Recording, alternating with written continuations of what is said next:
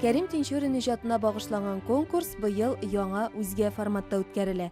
Катнашырга теләк белдерүчеләр күп булу сәбәпле, шулай ук аларның эшен җиңеләйтү максаты белән эшләрне интернет һәм почта аша кабул иткәннәр. Җырларны, рәсемнәрне һәм шушы спектакльдән күренешләрне карап комиссия сайлап ала һәм 2 декабрь көнне инде үзебезнең сәхнәдә гала-концерт ясап, безнең театрның артистлары һәм чакырылган артистлар һәм үзләре шушында 1, 2, 3 урыннар күрсәтәчәкләр үзләренең әсәрләрен һәм аларны бүләкләү була. Мәктәпләр бик актив катнашалар. Моның өчен без татар теле һәм әдәбият укытучыларына бик зур рәхмәт әйтәбез килә. Шулай ук мәктәпнең идарәләренә, әлбәттә бу башкарма комитетларга, район мәгариф бүлекчәләренә әлбәттә бик зур рәхмәт әйтәбез килә. Рәсем сәнгатенә килгәндә, быел бу юнәлештә республиканың Ютазы, Бөгелмә, Чистай районнары аеруча актив катнашкан.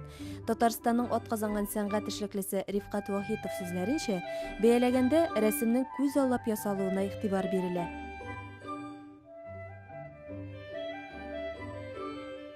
Ең бірінші тәсир етті балаларының ғажайып зор дәрежедегі ижад потенциалы. Мына бұл күргәзмәдә мәшһүр Тинчурин ижатына багышланган рәсемнәрдә күренеп тора, ничектер аерым күзгә барып тора аерым рәссам сәләтлеге.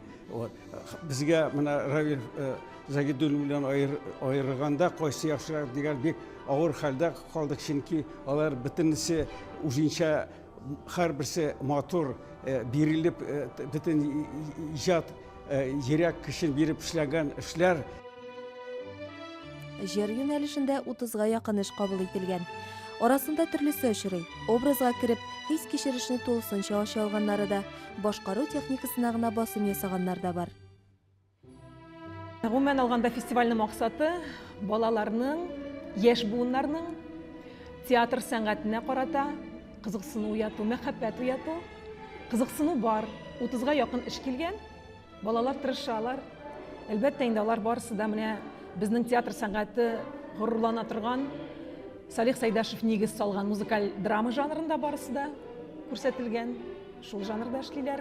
Күбрәк инде Мәйсәрә җырын башкаралар, Сәрвәр җырын башкалалар, кызлар хыяллана. Кайберсе мәхдүм ролен уйный кыз бала. Бүкреләрен куеп мәхдүм ролен уйнап йөри. Театр юнәлешендә Зәңгәр шәл спектакленнән өзекләр өстенлек итә. Балаларның күңел биреп уйнауларына сокланмый мөмкин түгел ди жюри әгъзалары.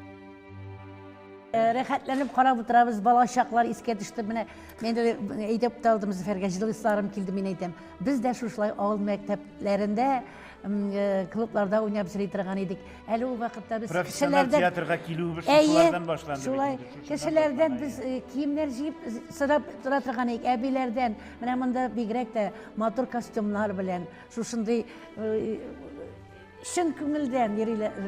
Балаларның менә шушында йөрүләре өчен генә дә бик зур рәхмәт әйтәсе килә. Укытучыларга рәхмәт әйтергә кирәк. Аларны менә шушындый матур итеп оештырганнар. Менә бүген без рәхәтләнеп карап утырабыз аларга. Конкурсның җиңүчеләре 2 декабрьдә гала-концертта чыгыш ясаячак. Яшь буынны шул рәвешле мәдәниятебезне тирәнтен өйрәнергә, тарихыбызны барларга этәргән бәйгенең дәвамлы булуын телибез.